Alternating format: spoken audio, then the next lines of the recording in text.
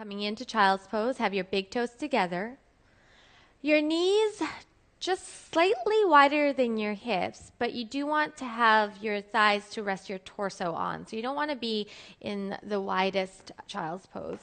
And then there's a couple ways of modifying this. So if you've got pain in your knees, you can always place that blanket at the bend of your knees.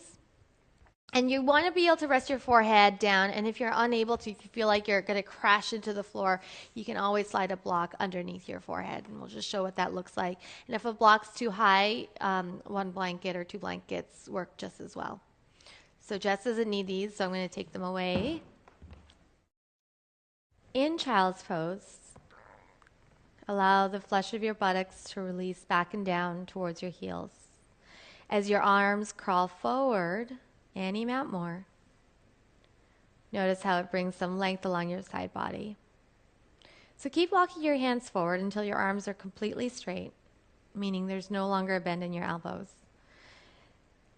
And so this is a really nice stretch for the side body and the lower back, but it's also an opportunity to set up the arms for down dog. And in this position can be a little bit easier as you're not weight bearing. So take a look at your hands and make sure that your hands are shoulder distance apart. The middle finger lines up with the center of each shoulders. Next, take a peek at your hands and make sure your wrist creases are parallel to the front edge of your mat, in no way turned in. Turning them in causes the shoulders to internally rotate, compressing, tightening the pectorals, and weakening the external rotators. Now spread your fingers and root down through all 10 fingers and knuckles and press down into your fingertips so much that you feel an energetic lift of your forearms.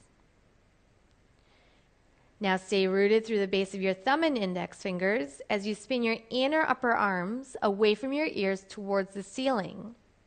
Stay rooted through the base of your thumb and index fingers as you do that.